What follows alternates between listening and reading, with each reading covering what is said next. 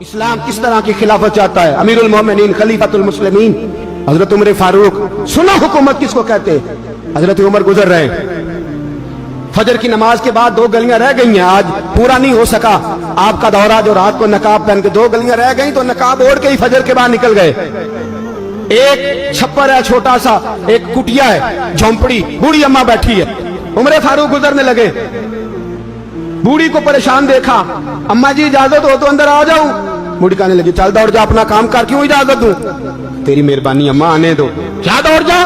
تیری مہربانی اماں گزارش ہے، چلو آ جاؤ. حضرت عمر فاروق فرمایا کرتے تھے میں نے اس عورت سے آئین سیکھا ہے، آئین، میں نے اس سے قانون سیکھا ہے، اس بوڑھی عورت سے. اندر آ گئے عمر فاروق. اماں کیا پریشانی ہے، کیا بات؟ اماں کہنے لگی خامد انتقال کر گیا، اولاد اللہ نے دی کوئی نہیں، میں غریب ہوں، 3 دن سے روٹی نہیں کھائی، 25 دینار کا قرضہ چڑھ گیا ہے، مجھے عمر فاروق سے بڑی شکایت ہے. اس نے میرا حال ہی نہیں پوچھا. حضرت عمر کہتے تھے مجھے اس نے دستور اور آئین سکھایا. کہنے لگے شکوہ ہے، عمر آیا ہی نہیں. حضرت عمر کہنے لگے اماں، عمر کو کیا پتا کہ تو اس حال میں ہے. اماں دستور بیان کرتی ہے، اماں جمہوریت کا اعلان کرتی ہے، کہتی ہے نہیں پتا عمر کو. تو عمر سے کہو چھوڑ دے حکومت، اس کے حوالے کرے جو خبر رکھ سکتا ہے، نہ ادھر ادھر کی تو بات کر. یہ بتا کہ قافلہ کیوں لٹا، مجھے رہزنوں سے غرض نہیں، تیری رہبری کا سوال ہے. عمر سے کہو چھوڑے حکومت، اس کو دے جو پتہ رکھ سکتا ہے. حضرت سیدنا نافع فرماتے ہیں جس کے سامنے کسریٰ اور روم کے بادشاہ کانپا کرتے تھے، میں نے اس عمر کو بوڑھی اماں کے سامنے کانپتے ہوئے دیکھا. راشا طاری ہے عمر فاروق کا. دوڑے گئے، 25 دینار لائے، راشن رکھ کے لائے، روٹیاں پکائیں، بوڑھی اماں کو کھلائیں.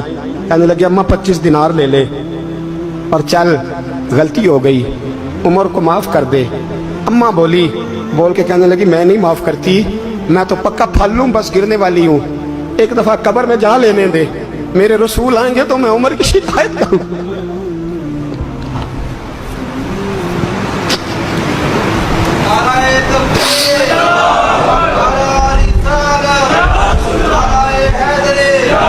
فرمایا میں شکایت کروں گی محبوب پاک سے اور عرض کروں گی حضور اسے پوچھ.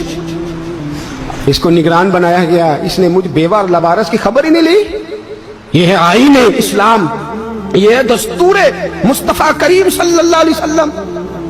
یہاں کتنے غریب بھوکے سوتے ہیں، کتنوں کے بچے روز اغوا ہوتے ہیں، کتنی مصیبتیں. گورنمنٹ کہتی ہے کچھ بھی نہیں، کچھ بھی نہیں، کچھ بھی نہیں، افواہ ہے، افواہ ہے. افواہ ہے تو اس کا علاج کیوں نہیں ہوتا؟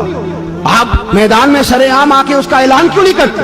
جاگیے اور سنیے میری بات. حضرت سیدنا فاروق اعظم نے 25 دینار دیے، پھر اس اماں کو کھانا دیا.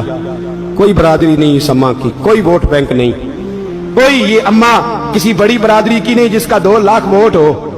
امیر المومنین ہو کے عمر فاروق اماں کے قدموں میں بیٹھ گئے. کہنے لگے اماں عمر کمزور ہے، حضور کا سامنا نہیں کر سکتا، تیری مہربانی نبی پاک کے سامنے شکایت نہ کرنا.